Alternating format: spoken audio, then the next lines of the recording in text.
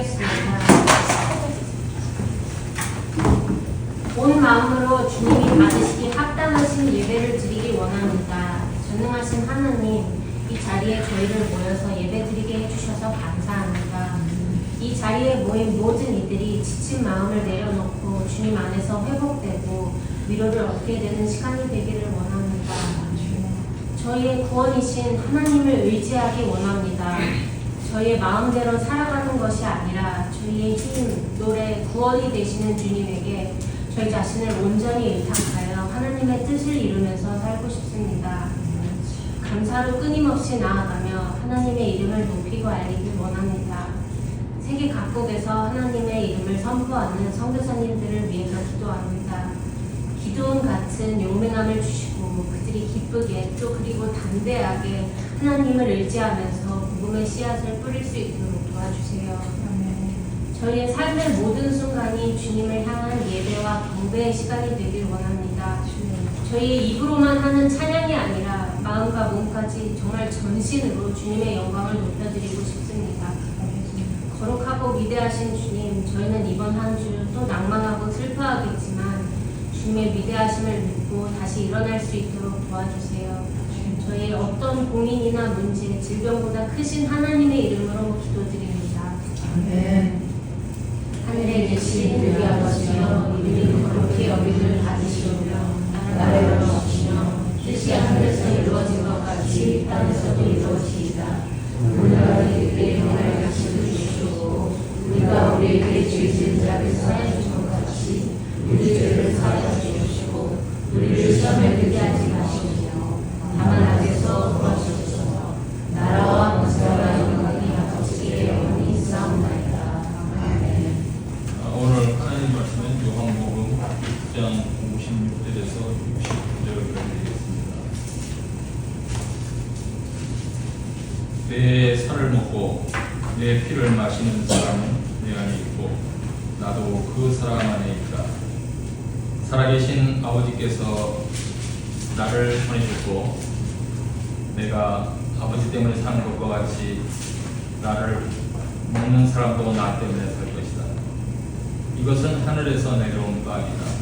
이것은 너희의 조상이 먹고서 또 죽은 그런 것과는 같지 아니하다. 이 빵을 먹는 사람은 영원히 살 것이다. 이것은 예수께서 가버나움 회당에서 가르치실 때 하신 말씀입니다. 예수의 제자들 가운데서 여럿이 이 말씀을 듣고 말하기를 이 말씀이 이렇게 어려우니 누가 알아들을 수 있겠는가. 예수께서 제자들이 자기의 말을 두고 수군거리시는 것을 아시고 그들에게 말씀하셨다. 이 말이 너희의 마음에 들었습니다. 인자가 전에 있던 곳으로 올라가는 것을 보면 이렇게 하겠습니다. 생명을 주는 것은 영이다. 육은 아무데도 소용이 없다. 내가 너희에게 이 말은 영이요 생명이다. 그러나 너희 가운데 믿지 않는 사람들이 있다. 처음부터 예수께서는 믿지 않는 사람이 누구이며 자기를 넘겨줄 사람이 누구인지를 알고 계셨던 것이다. 예수께서 또 말씀하셨다.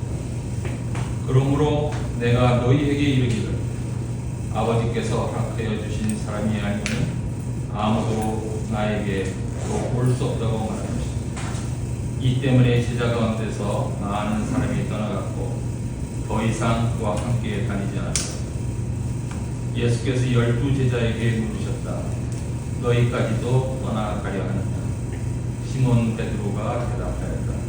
주님, 우리가 누구에게로 가겠습니까? 선생님께는 영생의 말씀이 있습니다. 우리는 선생님이 하나님의 거룩하신 한 분이심을 믿고 또 알았습니다. 하나님 감사합니다. 우리 주님 예수 그리스도의 은혜와 평화가 우리 모두에게 함께하시기를 기원합니다. 오늘도 에어컨이 고장이 나서 이쪽으로 옮겨왔는데 이쪽에서 예배드리는 거에 좋은 점이 또 있어요. 뭐냐면은 장구가 많이 울리죠. 그래서 찬양을 할 때 무언가 이렇게 그 찬송 소리가 꽉 차는 그 메아리가 같이 들려서 근데 그게 몸으로 진동이 느껴져서 또 그게 감동을 더해주는 것도 있습니다.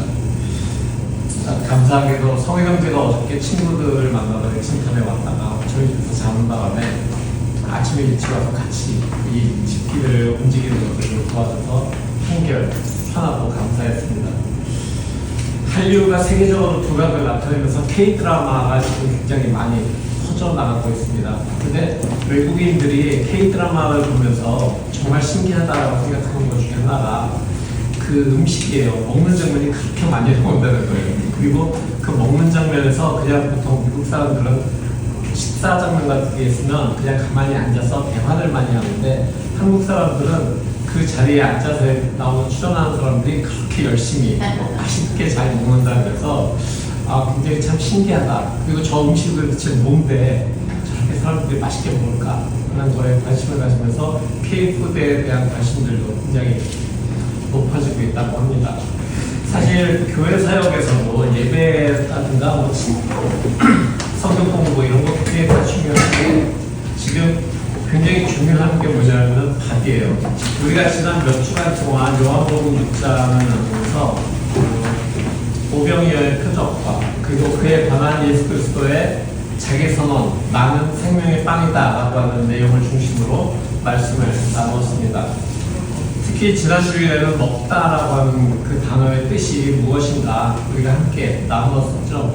먹다라고 하는 뜻이 가지고 있는 것이 귀 기울이다, 탐독하다, 그리고 소화시키다, 사로잡히다, 그리고 만난다 이런 뜻을 다 가지고 있다고 얘기를 했습니다. 그래서 먹는 것이 굉장히 중요하구나라는 그 이야기를 하면서 오늘 6장의 마지막 부분을 나누게 되면서 먹고 먹이고 먹히고 라고 하는 이 세 가지 먹는 것과 연관된 단어를 가지고 한번 나눠보려고 합니다. 예수께서는 복생의 기간을 통해서 많은 사람들과 함께 음식을 찾으셨습니다. 복음서를 쭉 읽다 보면은 먹는 장면이 굉장히 많이 나와요. K-드라마에 나오는 것처럼 복음서에도 굉장히 많은 먹는 장면들이 등장합니다. 예수께서 어디에서 찾으실 때, 예수께서 어디에서 제자들과 함께 잔치자리에 가셨을 때, 예수께서 초대를 받아서 누구네 집에 가셨을 때 이렇게 모든 먹는 장면들이 기록이 되고 있습니다. 근데 이렇게 예수께서 가서 무엇인가 음식을 찾으실 때 그 자리에는 예수님과 제자들만 딱 떼어서 초대받은 것이 아니었습니다. 그 자리에는 아주 많은 사람들이 함께 잔치 자리에 있었습니다. 우리가 흔히 상상하는 모든 잔치 자리가 그렇듯이 그리고 사극이나 이런 데서 보면 나오는 잔치 장면에서도 그렇듯이 온 동네 사람들이 모여서 함께 음식을 준비하고 차리고 먹고 그리고 정리하고 또 함께 담소를 계속 나누는 이런 일들을 우리가 흔히 보게 됩니다. 특히 어떤 지방에서는 어떤 나라에서는 결혼식을 위해서 3일 동안 준비를 해서 잔치를 벌이고 3일 동안 밤낮을 가리지 않고 잔치를 한 다음에 결혼식을 진행하고 그리고 또 잔치를 한다. 이런 얘기도 제가 들은 바 있습니다. 그만큼 어떤 잔치 자리에 가서 음식을 먹는다라고 하는 것은 많은 사람들이 함께 모여서 음식을 나누는 그런 모습을 우리가 상상을 해볼 수 있다는 거죠. 근데 예수님과 함께 음식을 먹은 많은 사람들이 있는데 그 중에서 앞에서 문 앞에서 잔치집 문 앞에서 당신은 그런 것이고 너는 안 되고 뭐 이렇게 거르지 않았습니다. 사람들은 누구나 그 자리에 와서 음식을 먹었는데 특히 예수께서는 사람들이 꺼려하는 유대 사람들이 꺼려하는 세리 뭐 이런 사람들과 또 다양한 계층의 사람들과 다친 사람들, 병든 사람들도 함께 그 모든 잔치 자리에 참여할 수 있도록 하셨습니다. 물론 예수님이 잔치의 주인이 아니니까 그럴 수도 있지 않아? 라고 생각할 수도 있지만 예수님께서 나는 쟤하고 밥 먹기 싫어요 라고 얘기했으면 아마 그 주인이 내주셨을 텐데 그런 장면이 한 군데도 나오지 않는 걸 보면은 오히려 예수께서는 모든 사람들이 다 함께 어우러진 잔치 자리를 즐거워하셨다는 것을 우리가 상상할 수 있습니다. 그러니까 예수께서의 살아가셨던 삶에도 먹는 것은 굉장히 중요한 그런 장면이었습니다. 우리 그리스도인의 삶에서도 먹는 것은 굉장히 중요합니다. 지금도 먹기 위해서 밥솥을 옮기고 국솥을 옮기고 이렇게 했지만 사실 지난주에 나눈 것처럼 먹는다라고 하는 단어가 가지고 있는 뜻은 우리에게 굉장히 중요한 의미를 가지고 있습니다. 말씀을 먹는다, 즉 말씀을 만나고 탐독하고 말씀을 우리 삶에 적용시키고 그 말씀대로 살아가기로 결단하는 그 모든 것들이 그리스도인의 삶에서 굉장히 중요한 부분이라고 하는 것입니다. 우리 살면서 많은 그런 이야기들을 듣게 되는데 무엇을 먹는지를 보면 그 사람을 알 수 있다라는 그런 독일 속담이 있는데요. 이집트를 나온 히브리 사람들은 광야에서 먹을 것이 없다고 불평을 했습니다. 그러면서 이집트에서 먹었던 음식을 생각했죠. 그러니까 이집트에서 노예 생활을 하고 있다가 광야로 나와서 먹을 것이 없으니까 다 떨어지니까 먹을 것이 없습니다. 어떻게 해야 돼요? 라고 불평을 하면서 이집트에서 먹었던 음식들을 상상하면서 우리가 그때는 굶주려 죽을 정도는 아니었다라고 불평을 하기 시작한 거였습니다. 근데 하나님께서는 이집트에서 히브리인들을 광야로 데리고 나오시면서 약속의 땅으로 가는 그 과정에서 그들에게 굶주림을 주시려고 그들을 데리고 나오신 것이 아니죠. 하나님께서 히브리인들을 이집트에서 데리고 나오시면서 하신 약속이 이제 나는 너희의 하나님이 되고 너희는 내 백성이 될 것이다 분명히 말씀해 주셨습니다. 그렇다면 광야에서 살아가고 있는 히브리인들은 하나님의 백성이기 때문에 하나님께서 책임을 지신다라고 하는 이야기죠. 히브리인들은 광야에서 이제 하나님이 베푸신 은혜로 만나와 메추라기를 먹고 살 수 있게 되었고 반석에서 솟아나는 샘물을 먹고 살아가고 있었습니다. 그 삶을 통해서 하나님 백성의 삶이 무엇인지를 그들은 배우게 되었던 것이죠. 우리가 살아가면서 육체의 건강을 유지하기 위해서 건강한 음식을 먹듯이 영적인 풍요를 위해서 먹어야 할 것, 그것이 있습니다. 그것은 지난주에 함께 나눈 것처럼 바로 주님의 말씀이죠. 우리가 여기에서 한 가지 또 생각해야 할 것이 있습니다. 우리가 영생의 말씀을 먹는데 어떻게 먹느냐라고 하는 거죠. 영생의 말씀을 먹는데 그냥 몸에 좋으니까 많이 먹으면 그리고 최대한 다양하게 먹으면 좋을 것 같다라고 생각을 하지만 어디 그렇습니까? 우리가 몸에 좋은 약이 비타민이 세상에 너무 종류가 많이 있죠. 뭐 코스트코나 클로버나 월마트에 가도 수많은 종류의 영양제가 있습니다. 그 모든 영양제를 다 사서 하나씩 하루에 한 번씩 먹게 된다면 어떻게 될까요? 일단 배가 너무 부을 것 같고요. 그 영양제들이 간에서 해독이 되지 않아서 오히려 간에 무리가 날 수 있을 것 같습니다. 영양제를 예로 들었지만 몸에 좋은 음식을 예로 들어볼까요? 몸에 좋은 보양식. 여름이니까 뭐가 좋을까요? 장어, 삼계탕 이런 것들을 몸에 좋다고 막 먹어요. 그걸 갖다가 엄청나게 차려놓고 먹기 시작하면은 그게 다 몸에서 영양으로 갈까요? 영양이 과다해지기 시작하면은 비만이 오겠죠. 그래서 몸의 건강이 더욱더 나빠지는 그런 상태가 될 것입니다. 그렇다면은 우리가 먹을 때 어떻게 먹느냐? 하나님의 말씀을 먹을 때 그냥 막 먹방을 찍듯이 마구잡이로 먹는 것이 아니라 자기에게 맞는 하나님의 말씀을 먹어야 된다라고 하는 것이 굉장히 중요합니다.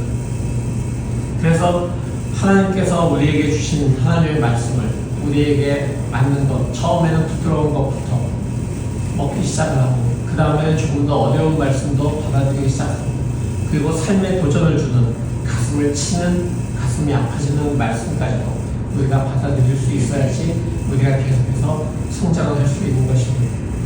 마치 아이들이 이유식을 먹을 때 처음에는 젖을 먹고 부드러운 유동식인 이유식을 먹다가 조금씩 이가 나면서 자라면서 단단한 것을 씹고 소화시킬 수 있게 되는 것과 마찬가지입니다. 그래서 언제 무엇을 어떻게 먹을 것인가 라고 하는 것은 먼저 하나님의 말씀을 경험했던 많은 경험했던 사람들의 도움이 반드시 필요한 것입니다. 성경은 예수께서 많은 사람들을 먹이신 내용도 포함이 되어 있습니다.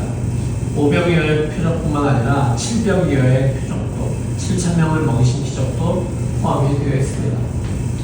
요한복음의 마지막 부분을 읽어보면 예수께서 제자들을 먹이신 장면이 또 나와요. 그게 어떻게 나오냐면 예수의 제자들이 예수께서 십자가에 달려 돌아가시고 부활하셨는데도 그 부활하신 예수를 만나고도 이제 나는 고향에 가서 물고기를 잡고 살겠다라고 다시 어부의 삶으로 돌아갑니다. 그들이 어부의 삶으로 돌아가서 밤새 물고기를 잡으려고 했지만 한 마리도 잡지 못했습니다. 그들이 지쳐있던 새벽에 예수께서 갈릴리 바닷가에서 숯불을 펴놓고 떡을 구워 놓으시고 제자들을 부르십니다. 그리고 제자들에게 생선이 있으면 좀 가져와라. 그래서 그들이 잡은 아주 작은 생선을 가져다가 예수께 드렸을 때 그것을 하늘에 올려서 축사하시고 다시 제자들에게 부어서 그들을 대접하십니다. 예수께서 제자들을 마지막으로 먹이신 그런 장면이죠.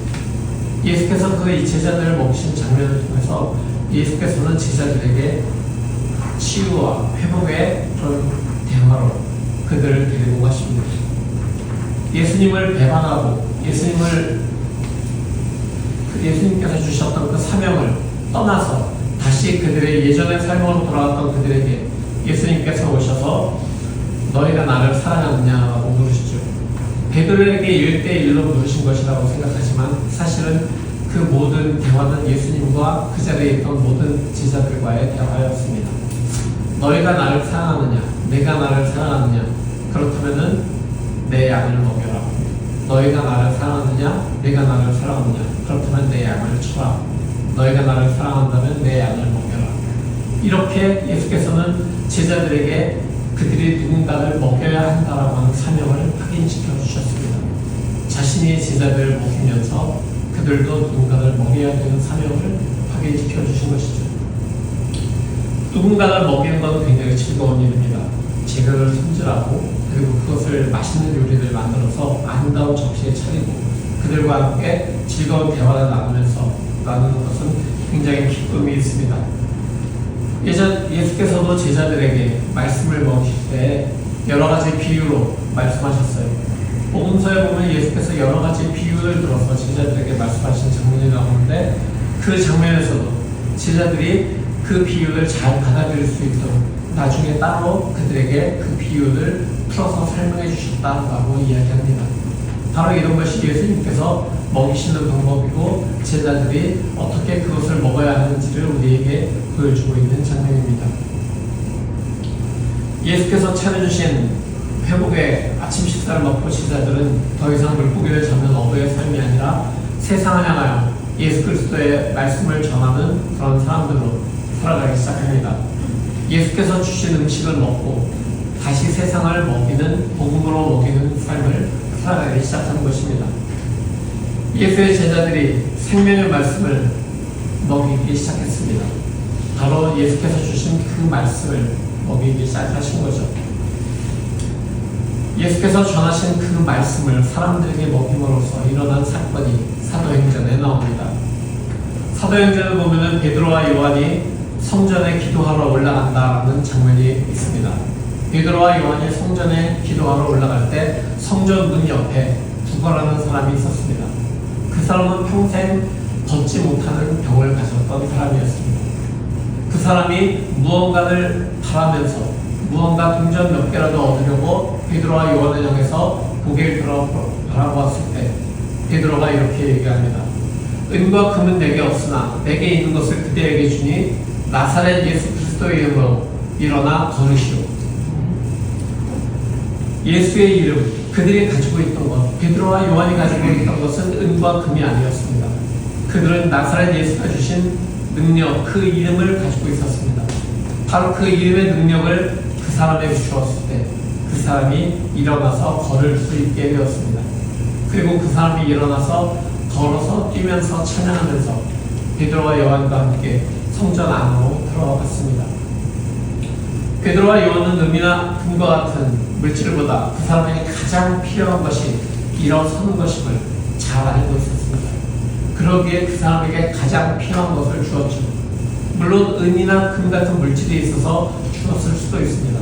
그렇다면 그 사람은 계속해서 그걸 받고 다른 사람에게도 은금이나 바라면서 살아갔을 것인데 은이나 금이 아닌 일어나는 것이 가장 필요했던 사람에게 일어날 수 있도록 나사렛 예수 그리스도의 이름으로 일어나 걸으라고 해주었기 때문에 바로 그 능력을 힘입어서 그 사람은 일어나 걸을 수 있게 되었던 것입니다.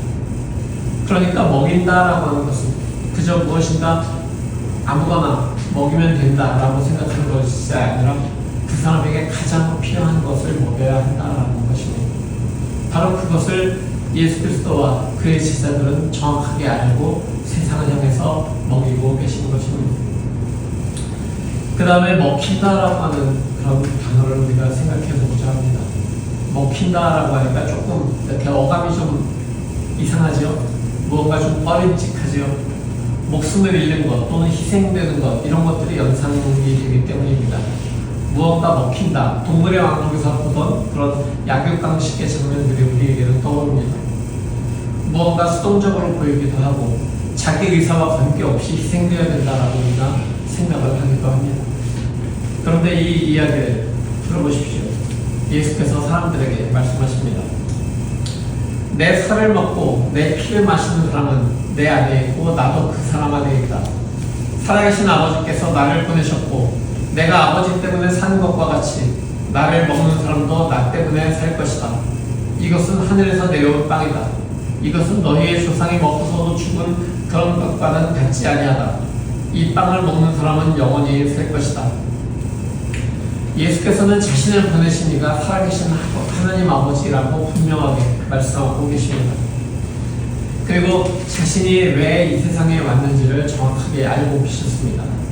사람들을 살리기 위해서, 모든 사람을 살리기 위해서 자신을 내주어야 한다. 자신이 희생되어야 한다. 자신이 먹혀야 한다라는 것을 정확하게 알고 계셨습니다. 그리고 그 일을 하기 원하셨습니다. 결국 하나님 아버지의 계획 아래에서 자신의 의지를 사용해서 스스로 먹히기로 결정하신 것입니다. 그런데 사람들은 바로 이 예수님의 계획을 먹힌다라고 하는 것을 이해할 수 없었습니다.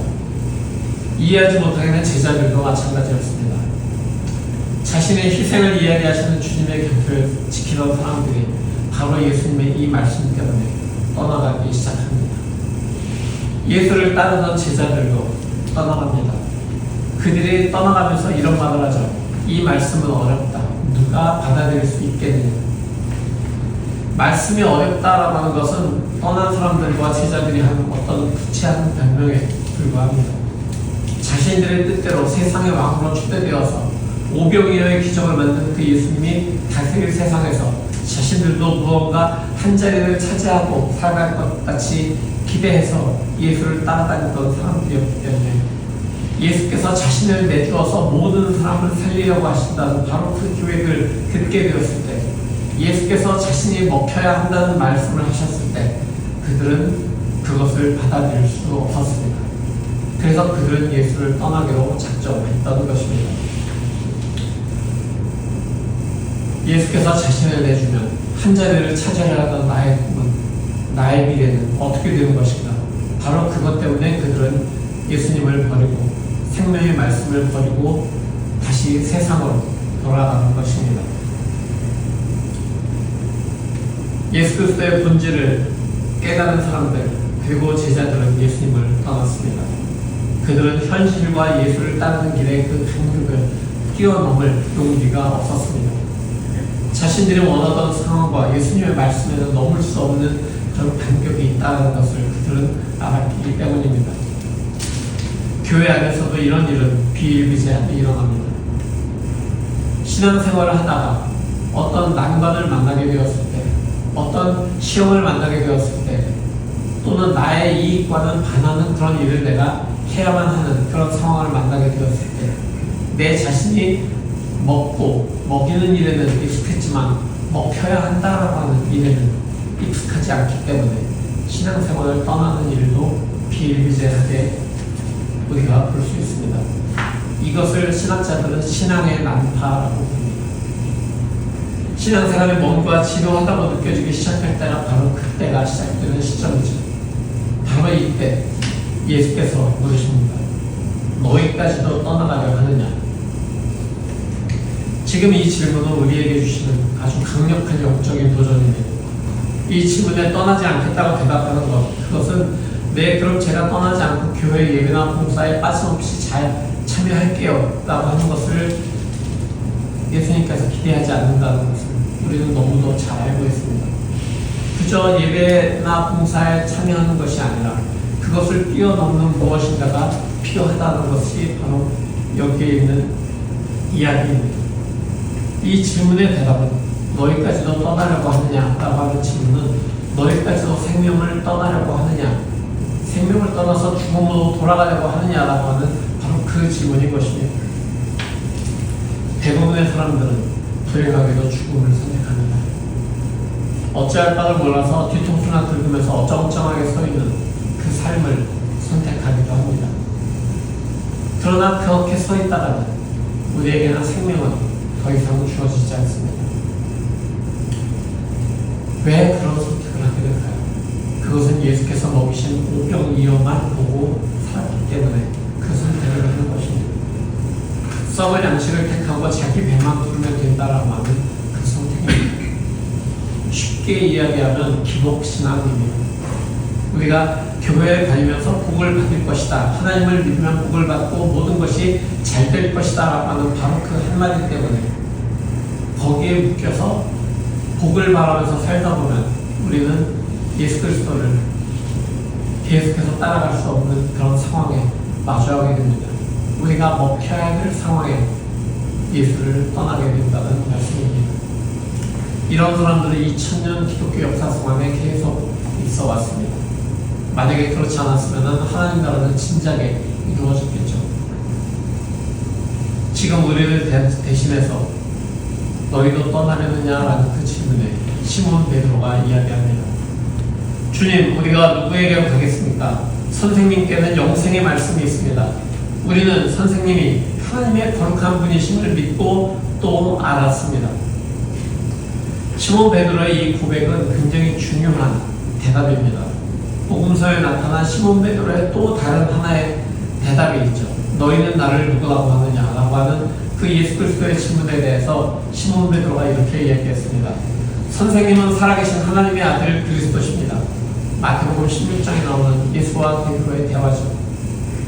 시몬 베드로는 예수 그리스도와 동행하면서 예수님의 실체를 정확하게 깨달았고 자신이 가야 할 길이 주님을 따르는 길, 주님의 말씀을 먹고 그것으로 사람들에게 먹이고 마침내는 주님처럼 자신도 먹혀야 한다라고 하는 사실을 깨닫고 있었습니다.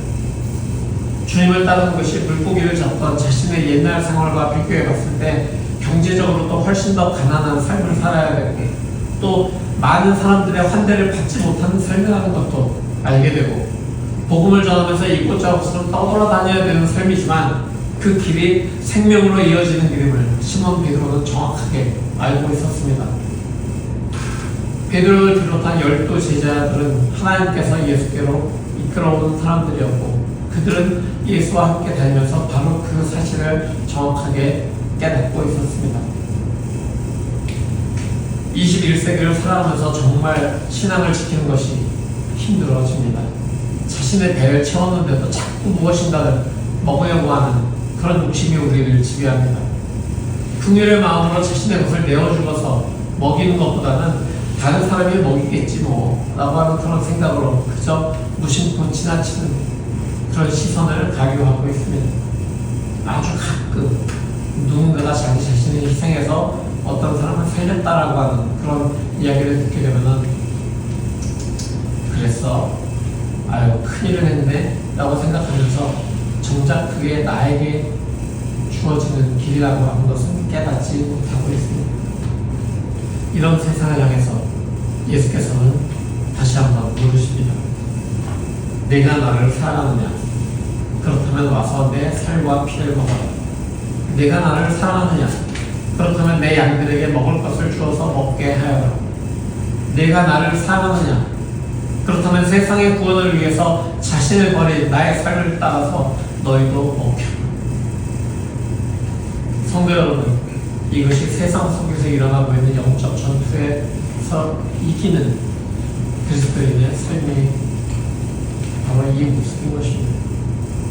세상의 기준에서 보면 지고 모든 것을 잃은 것 같지만 예수 그리스도의 먹고 먹이고 먹히신 길을 따라서 마지막 날에 영원히 이기는 삶, 바로 그것이 그리스도인의 삶이 되어야 하는 것입니다. 지금 예수께서 우리에게 물으십니다. 너희까지도 떠나가려 하느냐?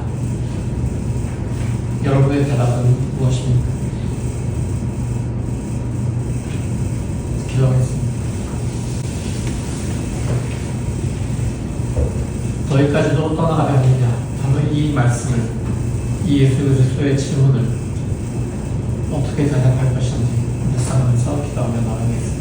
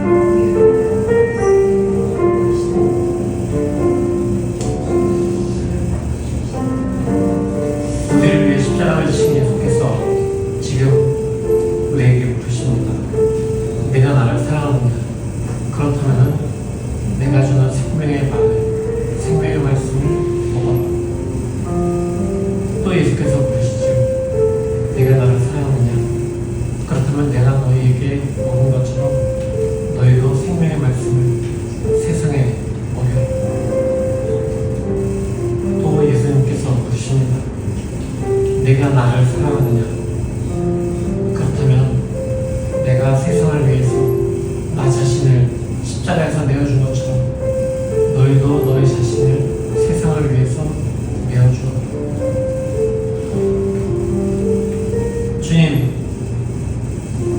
주님께서 주신 그 말씀이 얼마나 어려운지 우리도 그 말씀 앞에서 주저하게 됨을 고백합니다. 그러나 주님, 우리가 주님을 사랑하기 때문에 내가 나를 사랑하느냐라고 말씀하신 그 대답에 네 주님, 우리가 주님을 사랑하는 것을 아십니다 라고 대답했기 때문에 이제 우리는 주님께서 살아가셨던 것처럼 먹고 먹이고 먹히는 삶을 살아가기를 원합니다. 그 길로 걸어가기를 원합니다. 주님, 우리 한 사람 한 사람이 정말 진정한 이 시대의 그리스도인으로서 예수 그리스도의 생명의 말씀을 먹고 바로 그 생명의 말씀을 따라서 살아가면서 다른 사람에게 그 생명의 말씀을 전하고 또 그것을 위해서 우리의 모든 것을 내어주는 그런 귀한 사랑의 삶을 살아갈 수 있도록 주님의 그 크신 사랑을 우리에게 부어주십시오. 우리가 가지고 있는 사랑이 아닌 예수 그리스도의 그 십자가 사랑을 가지고 우리가 세상을 향해서 나아가기를 원합니다. 나의 힘이 아닌 주님의 힘으로 그 예수 그리스도의 이름의 능력을 힘입어서 세상으로 나아가기를 원합니다. 주님, 이제 내 모든 우리 한 사람 한 사람을 주님께서 역사하시고 인도하셔서 이에 주님께 헌신한 우리의 삶을 주님의 도구로 사용하여 주시옵소서. 우리의 모습은 없고 오로지 우리 안에 살아계신 예수 그리스도만 우리의 삶을 통해서 보여줄 수 있도록 언제 어디서나 그리스도인으로 살아가는 우리 모두가 될 수 있도록 바로 그 부르심을 잊지 않는 우리 모두가 될 수 있도록 성령으로 역사하여 주시옵소서. 예수 그리스도의 이름으로 간절히 기도드립니다. 아멘.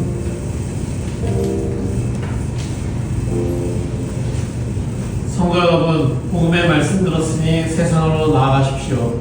죄인인 우리와 함께 음식을 잡수신 주님이 우리를 말씀으로 먹이시고 우리 구원을 위해 먹이셨음을 기억하십시오.